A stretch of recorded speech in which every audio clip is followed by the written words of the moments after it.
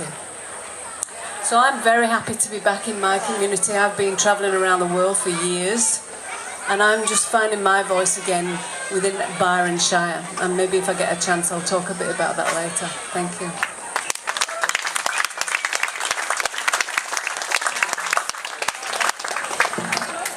Okay, so I'd like to add to courage. I think one of the simplest things to remember is if you stay silent, you are complicit in your silence.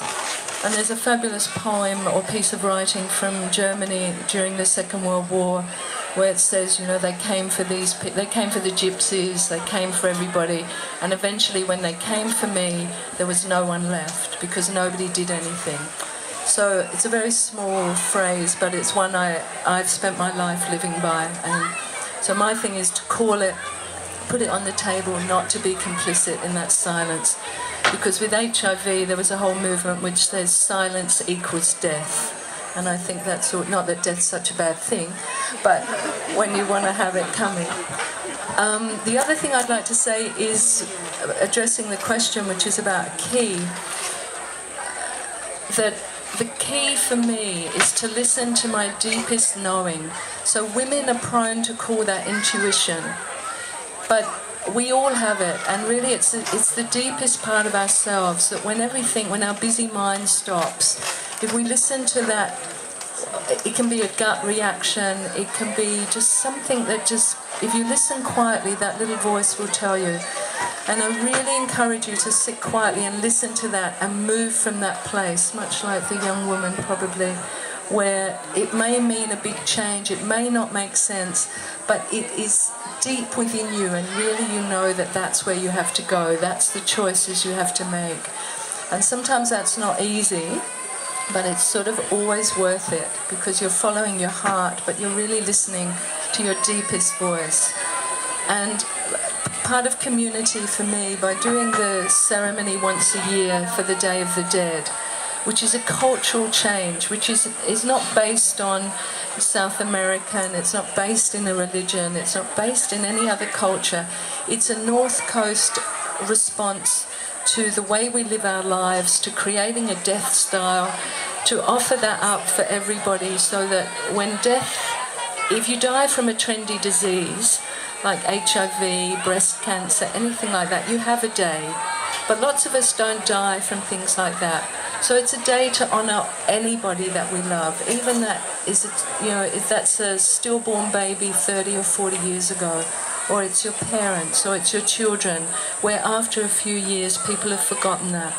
But it's like we sit here, but really we are all elders in this community. Even the young are elders, because it's not about age. It's about living a full life, it's about wisdom, it's about being kind, it's about being community. And, we have a lot going for us in this area, but it's not a place to sit in a sense of smugness. It's a place to take that core strength that we have as community and radiate that out and expand that into other communities, into other places that need it more than us.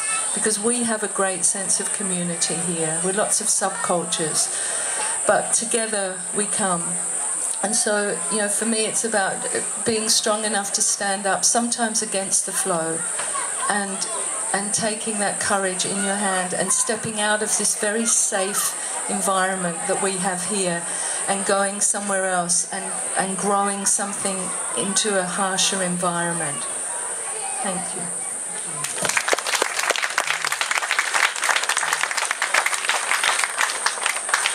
I think we're incredibly lucky to live here right now in the Rainbow region. I had an old auntie who lived around here, and she said, yeah, you're in the Rainbow region. We've got a lot of rain, so you might get a lot of rainbows. But actually, she said, people are going to come here from all colours of the rainbow. There was a time when there was harmony in this land. Every rock and every tree and every river, every mountain had its human caretaker. And then the massacres happened, and the move around, people taken from their countries and moved around. And the land's she lonely, because this is the gathering place. It's the Garden of Eden. When I lived in New England, Auntie said, oh, you're always going to Byron the same time, just like we did. We had to get over the mountains before the winter set in. This has been a gathering place and a Garden of Eden. And I've heard from some of my old ones that what we do here travels with the sun. So if you can get it right in Byron Bay, and you can live well and invite everybody in, then that medicine will travel across with the sun across the country. He said it's the Garden of Eden. We used to gather here too, at the times just before winter and in the abundance of the springtime, and you can see it in the vegetation, it's spreading out. Could be a good story, but it's a possibility. So many people have come here from all parts of the world.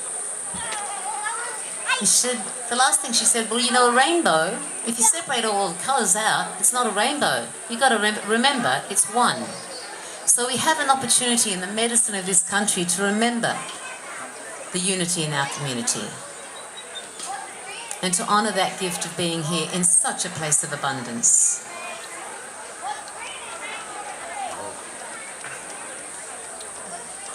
As to how then we live from that knowing, from that gratitude, it's good to be here. I did have another teacher who said, watch out, you can fall asleep in paradise. What can we do? William, from your country, have you got any guidance from your elders on how we can live from this place of unity? Yes, please, thank you. Two Feather, I trained for 10 years with 3 teachers, and our elders have a few things to share with the world. And I'd like to honor a good friend of mine, Grandfather Wallace Blackout. Before he died, him and I ran together. He used to always talk about the university of the universe. It was pretty fun. And so I consider us all students of the university of the universe. And what we're dealing with here is a natural order of the universe. And as we can all feel out here, spiritual people can feel the world speeding up and speeding up. And we can get an epiphany in a week. It took a lifetime before. So our elders say this: where is your water? Who are your friends? And where is your food? And it's just so simple. Just these 3 simple things.